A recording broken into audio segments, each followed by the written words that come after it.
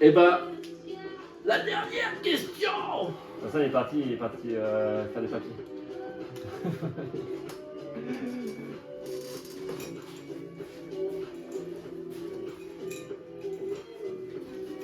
Bon, je vais attendre que tout le monde revienne. Je sais pas. Ouais, la question. À toi. Oh la vache, 3h20. Ah ouais. Là, Elodie, elle est morte. Quelles sont vos recommandations, films, séries, jeux vidéo, livres, soirées, restaurants, jeux de société? J'en sais rien. Wow. Trop vaste. Moi qui veux commencer.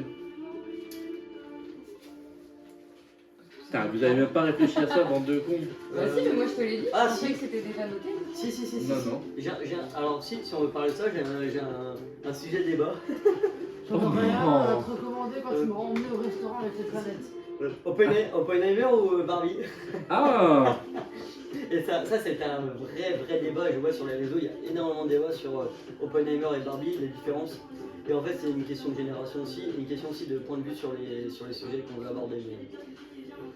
Qu'est-ce que tu nous recommandes alors? Du coup, c'est pas le même film quoi. Moi je n'ai vu ni l'un ni l'autre, j'ai simplement regardé toutes les critiques, et principalement moi je voulais regarder Oppenheimer, que je pense aller voir en priorité. Mais j'aimerais aussi voir Barbie, juste pour me faire un propre avis sur le film et comprendre un peu les critiques de pas mal de personnes. Parce qu'en fait, a priori, bon, Oppenheimer, je vois un peu les critiques où en fait on raconte vraiment l'histoire. Et c'est surtout, c'est non pas forcément un film sur l'histoire en elle-même qu'on va raconter, sur l'histoire de la guerre, mais c'est surtout sur la psychologie de la personne qui a mis au point la bombe nucléaire, du début jusqu'à la fin, où en fait on se rend compte que de l'origine de la création de la bombe nucléaire jusqu'à la mise en place et le lancement, on se rend compte que la psychologie du gars change en mode ouais, peut-être que c'était trop, on a peut-être fait une connerie, tu vois. Ça c'était un peu la psychologie de ce que j'ai pu comprendre dans la critique. Hein. Et Barbie, ce que j'ai pu voir dans la critique, c'est que c'était globalement hyper féministe et trop, de l'ironie, de l'ironie à l'extrême sur le féminisme, mais avec quand même une touche pas de réalité, mais vraiment, on sent vraiment que le réalisateur pointe sur quand même le féminisme qui est tel qu'elle est actuellement dans la société, ce qui fait débat. Bah moi Barbie, j'aurais aimé aller voir au cinéma, mais je pense qu'il y avait beaucoup de choses à faire. Oppenheimer, je l'ai vu au cinéma. Et je rejoins un peu ce que tu as dit dessus, effectivement, c'est vraiment sur la psychologie du personnage et aussi sur l'impact de la décision de la décision de sur faire les péter la bombe. conséquences finales de son cœur. Les conséquences surtout aux États-Unis et sur l'impact émotionnel du personnage. Après c'est un film de Nolan, c'est très scénarisé, très long, très technique parce que c'est absolument pas chronologique. Tu as plusieurs timelines qui se déroulent en même temps, mais franchement c'est pas trop compliqué à suivre pour le coup. Ce qui n'est pas généralement le cas dans les films de Nolan, mais celui-là, franchement, il se suit bien et il est très bien. Ouais. Bah, du coup, Morgane, toi, tu avais un truc à nous recommander? Ouais, non, moi c'est parce que là je vais avoir l'occasion de faire la semaine prochaine l'immersive game.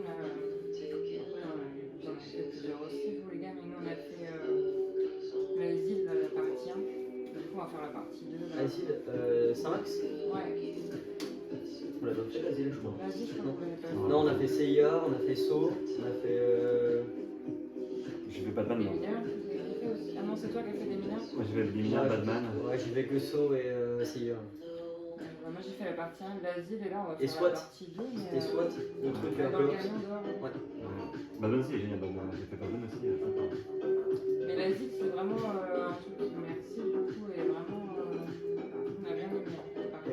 Du coup, question pour l'asile, parce qu'en fait on avait pas mal hésité à le faire. Parce qu'on aime bien les trucs un peu horreur, un peu, tu sais, qui nous donnent des sensations fortes. Et est-ce qu'on ressent ce truc horreur dans le jeu? Sans spoiler, hein. Est-ce que tu ressens cette peur, cette frayeur de dire que tu es dans un truc d'horreur? Est-ce que tu as des personnages qui jouent? Est-ce que tu ressens vraiment le ça? En fait, t'as des personnages. Ah, mais est-ce que tu ressens vraiment la sensation? T'as pas tous tes sens et du coup c'est plus ça qui est effrayant. T'as pas tous tes sens, donc quand t'as les yeux bandés, par exemple, ok. T'as des mouchoirs dans le nez? C'est un peu comme Panic Room en fait. Enfin, dans le genre, c'est t'as les yeux bandés, tu dois te débrouiller pour. Ok, ça peut être sympa. Après, c'est pas un truc à énigme, vraiment, bah, t'as une histoire quand même, t'as un truc à faire, mais. Ouais, c'est vraiment. Moi j'ai bien aimé en tout cas. J'ai eu bien peur, je suis pas pressée de faire la partie 2, mais je suis un peu pressée quand même. Mais, Ouais, bon, après la peur c'est subjectif parce que toi tu Oui. dis que tu as peur, ça se trouve quelqu'un d'autre va dire que c'est de la merde, tu vois pas. Ça dépend de la personne, mais. oui, des fois tu rentres à. T'es pas tous en même temps. Tu peux y aller, nous on a Oui, été à ouais, non, mais 6, ça c'est comme ça. mais tu rentres jamais à 6 dedans, tu vois. Ouais, mais c'est comme Donc, ça, on arrivait un par un, on se faisait déjà déglinguer, on se faisait balayer la Bah, tête je pense dans le que le mur. saut est pire. Oui, bah je confirme que celui qui m'a marqué le plus en escape game c'est Saw. Saw en mode hardcore, il m'a marqué le plus. Parce que t'as vraiment un acteur qui il ouvre la porte, il t'attrape un par un. Donc il t'attrape, après il ferme la porte. Mais quand je te dis qu'il t'attrape, c'est pas gentiment. Il t'attrape par la nuque, mais c'est un cas de ouf. Il te fout une balayette, hein, une vraie balayette. Hein. Hop, il te fout par terre, il te traîne par terre, il te fout un bandeau, littéralement te claque dans le mur, il fout la tête dans le mur et dit toi tout maintenant tu fermes ta gueule, tu bouges pas sinon t'es mort quoi. Et il fait ça pour tout le monde. Et puis dans le jeu il intervient, il te fait des dingueries, il t'attrape, et c'est franchement Enfin moi c'est celui qui m'a marqué le plus, c'est Saw en mode hardcore. Il est assez vénère. Ça, je suis pas sûre que je. Il est assez vénère. Franchement, il est flippant de fou. Bah, quand on a vu Jérémy se faire attraper dès le début, franchement, j'avais flippé. Franchement, j'étais pas bien. Et on se regardait tous comme ça, on n'était pas bien. Et dès qu'il ouvrait la porte, ah mais on n'était pas bien, tu vois, on était en panique. Hein. Bah, il t'attrape, tu dis, oh putain, c'est mon tour. T'es dans la merde. Il te défonce, hein, vraiment. Bon, après, il te blesse pas non plus, mais il te défonce vraiment. Ouais. Enfin, tu t'y attends pas quoi, tu dis pas le mec qui va t'attraper par la main comme ça, viens avec moi. Ouais, Non, c'est pas c'est vraiment, tu sens la force du mec qui veut vraiment te faire mal, tu vois. Il te fait pas mal, mais tu sens qu'il veut te faire mal. Enfin, c'est vénère. Mais là, celui-là il est pas mal dans le sens où en plus t'as une suite, tu vois, donc faut pas que t'aies trop de temps entre les deux parce qu'il faut que tu te rappelles des plans au fur et à mesure et faut que tu te rappelles des plans pour le deuxième du coup. Mais c'est un truc à faire. Après quand il va. Ouais, non, Bon, il va c'est un peu il 6, va à 6 là et du coup ouais, ça me revient à 30. Oui, c'est 25, 30 euros. Entre 30 et 33 euros chacun. Ça va encore, mais. Ouais, t'as sympa que c'est pas mal d'escape game Mais sympa. c'est pas mal à faire. Le mieux, je crois, c'est pendant la période d'Halloween, t'as un truc sur Paris, c'est un manoir. Je crois que c'est par exemple, tu payes un peu plus cher. Je sais pas, on avait essayé de se Mais t'es pas ouf, tu vois, il était pas ouf. Mais il y avait un vrai manoir. Ouais, mais. Non, pas celui qu'on a fait, hein. Ah. Il était pourri. Hein. Il y avait un vrai manoir où tu payais plus cher, où c'était vraiment un vrai manoir, tu étais dans un vrai manoir. Ou même en forêt, tu avais un truc en forêt aussi où tu passais réellement la nuit dans la forêt. Ouais, j'ai une collègue qui a fait celui-là. Et vraiment, tu dormais la nuit dans la forêt. C'était vraiment comme si tu étais dans un film, genre, pas motel ou un truc du genre. Enfin, vraiment, tu passais la nuit en forêt et il se passait des dingueries où tu te démerdais. Hein. T'es vraiment en forêt. Et il se passe des dingueries où tu dois t'échapper, courir dans la forêt, trouver un spot. Enfin, et c'était hyper stylé. Et ça, j'aimerais bien faire un truc du genre vraiment immersif ou en mode comme si t'étais pas dans un jeu, comme si t'étais vraiment dans la vraie vie, tu fais un campement en forêt, comme dans un film, tu vois. Moi je kifferais faire ça, tu vois, comme si t'étais dans un film, dans la réalité, hein, tout simplement, tu veux faire un campement avec des potes dans une forêt. Et là, il y a comme un thread d'horreur, mais il y a un vrai truc qui se passe, tu vois. Il y a un tueur en série ou un assassin, ou j'en sais rien. Et tu dois échapper au truc, tu vois. Ouais, ça peut être cool. C'est ultra flippant parce que comme c'est réel, t'as l'impression d'être dans la réalité parce que finalement t'es vraiment dans une forêt où c'est la nuit, tu fais ton feu de camp toi-même limite, tu vois, tu fais ton barbecue, tu campes, tu montes ta tente et t'as vraiment quelque chose qui se passe. Que tu crois pas au jeu parce que t'as vraiment l'impression qu'il y a un réel truc qui se passe. Et ça je kifferais faire ce genre de truc. Tu vois. Bah ouais, ça doit être très immersif, je pense. Et ça existe. Bah oui, j'en ai déjà entendu parler. Ouais. Et j'avoue, je kifferais tenter une expérience de ce genre. Toi, Bruno? Bah moi je vais reparler de ce que j'ai parlé là avec le lit là. Donc il y avait une activité qui s'appelle Prison Island, je vais parler à plusieurs, je crois ici, Yes. qui est un style de Fort Boyard mais en miniature. En fait en gros tu as un peu moins de 30 portes et chaque porte, en fait sur chaque porte tu as une épreuve à faire et tu dois marquer un maximum de points en temps imparti. Et selon les portes, donc tu as une affiche à côté des portes où c'est indiqué soit la force, soit l'intellectuel, soit l'agilité, soit autre chose. Bref, et ça joue sur ça en fait. Donc par exemple, tu as une porte, ça peut être avec 6 sur 10 en force, 3 sur 10 en agilité, et par exemple 10 sur 10 en intellectuel. Et ça joue en équipe, donc ça joue de 2 à 4. Ça dure soit 1 heure, soit 2 heures, soit 3 heures, et tu peux faire autant que tu veux de salle pendant ces heures-là. Donc, voilà. Et c'est vraiment très sympa, tu as vraiment tout style d'épreuves. Tu as des épreuves de musculation, des épreuves d'escalade, tu as des épreuves d'intellectuel, tu as des épreuves de réflexion, tu as des épreuves de rapidité. Donc tu as vraiment un peu tout et c'est vraiment très très sympa à faire. Donc bon, il n'y en a pas sur Paris, malheureusement. Il n'y en a pas sur Paris, pas pour l'instant en tout cas. Je n'ai pas connaissance, mais il y en a à Lille, au plus près, en tout cas c'est l'Escale à Lille, donc c'est plus près, donc à 1 heure, 2 heures d'ici, ouais. Et c'est vraiment à faire en tout cas en famille ou en amis quoi, donc en groupe d'amis. Donc à ça. Après il y a un escape game horror, c'est vrai que c'est un escape game horror que je vais faire aussi à Paris. Ça se passe en fait à 5-10 mètres en dessous du sol. C'est pas le manoir, hein. Et ça s'appelle le palais d'horreur. Et en fait, c'est un clown qui te poursuit durant l'escape game. Et ça a l'air dément parce que j'ai vu des vidéos. En fait, au départ, tu commences dans une librairie et dès que tu rentres dans la librairie, tu rentres directement dans le jeu. Et en fait, tu entends des cris qui proviennent du sous-sol, enfin en dessous quoi. Et du coup, ça commence ici et puis bah, tu as 1h30, je crois, pour te libérer du clown qui te surveille de loin quoi. Donc à ça. Et puis enfin, un dernier truc, le restaurant, il y a un restaurant à faire. Il y a un restaurant à faire sur Paris qui s'appelle Ephéméra, je crois. Ephéméra, oui, il me semble. On se verra qui était Paris. Non, non, c'est un restaurant à faire. En fait, je pense que vous allez adorer parce que c'est le thème astronomie, ça. C'est le thème astronomie et en fait, toute la salle est décorée sous le thème astronomie et c'est très immersif. C'est très immersif et tu es dans une lumière tamisée avec des planètes suspendues, des météorites suspendues. Tu as même des écrans géants qui affichent le soleil, la planète. Et c'est vraiment très immersif, c'est impressionnant. Je vous conseille de voir les photos sur ce restaurant-là, c'est très très immersif. Voilà. Bah, impeccable, hein. Ok. On va prendre des notes. Donc une note là. Donc toi, t'as des recommandations? Moi, ce serait Picardia Games Park où on a fait le karting Mario Kart Et oui, sur la piste. Eh oui, eh oui.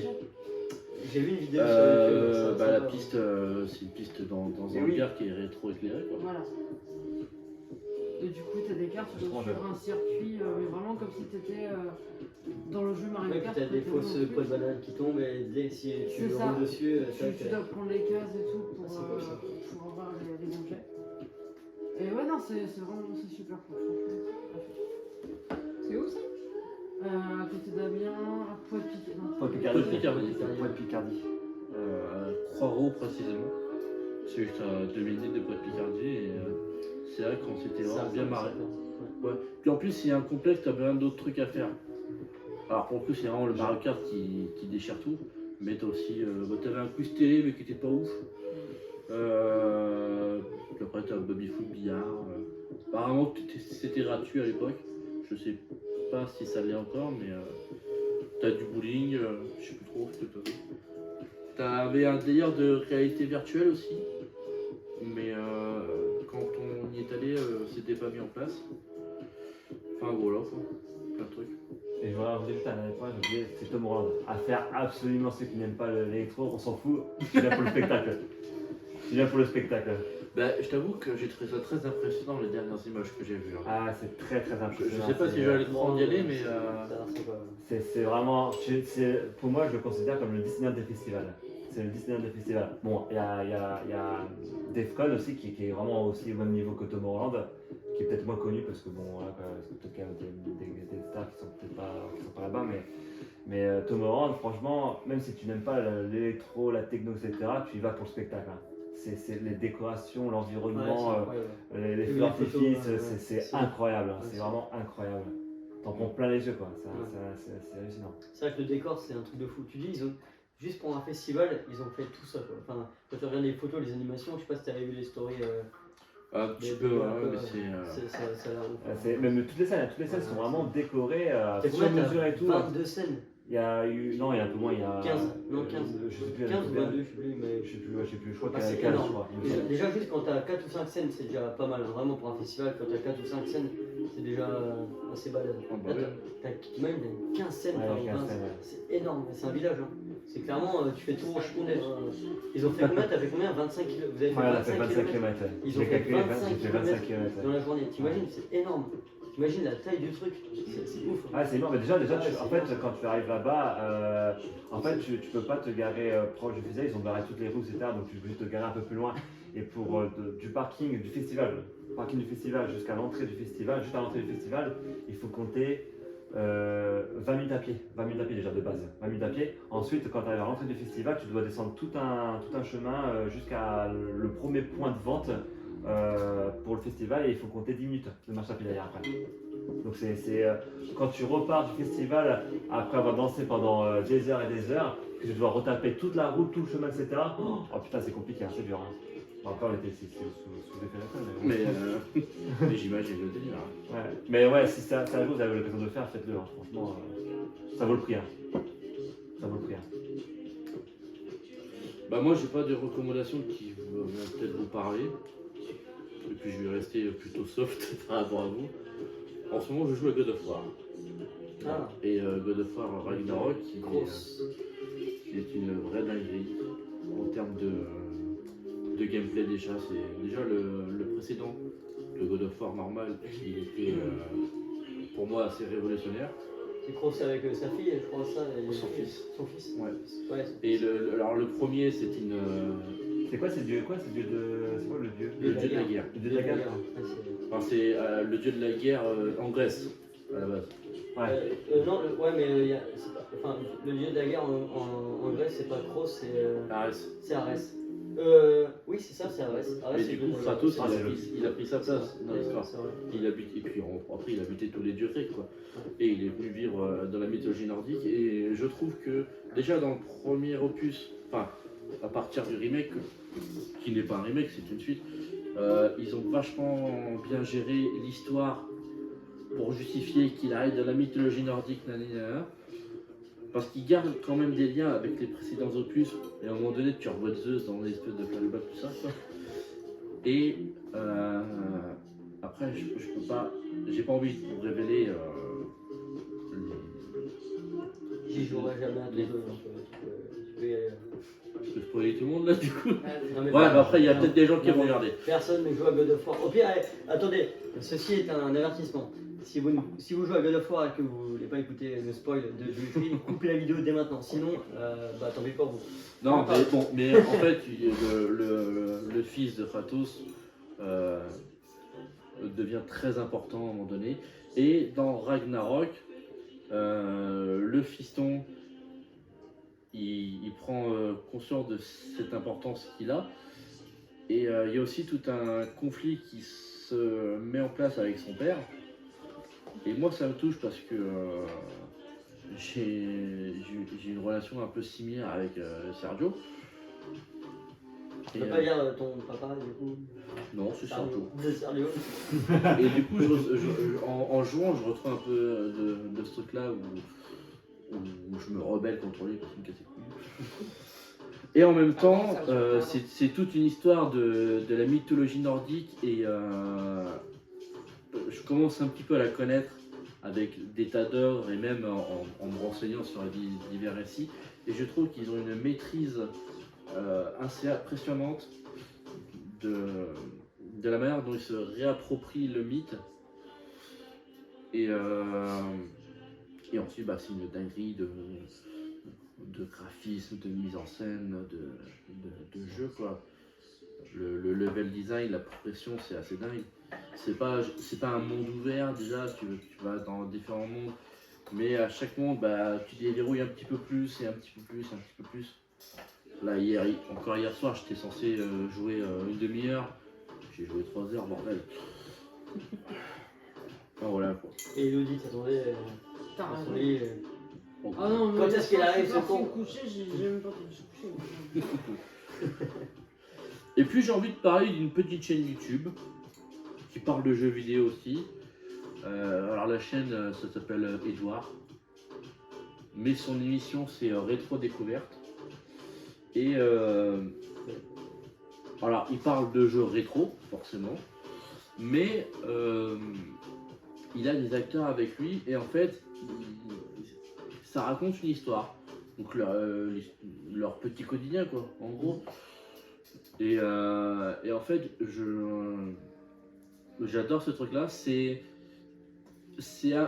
amateur. Tu sens que quand ils jouent leur personnage, c'est pas super bien joué.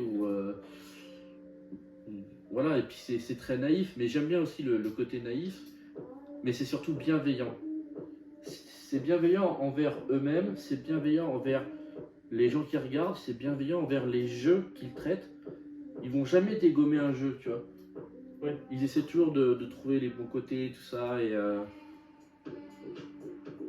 Et moi j'aime bien, je trouve ça reposant. Et puis ils évoluent énormément. Et maintenant ils parlent. Là, la prochaine vidéo qu'on doit regarder, c'est Skyrim. Par contre, elle dure 1 heure la vidéo. Et mais je me suis pris d'affection pour ces personnages aussi, quoi. Et moi, ce mec-là, je l'ai connu déjà, il était sur jeuxvideo.com où il parlait de l'histoire du jeu vidéo. Donc il raconte de A à Z comment ça s'est passé. Et ensuite, une fois qu'il avait fini de raconter l'histoire, il a décidé de consacrer pour chaque chronique à un jeu vidéo.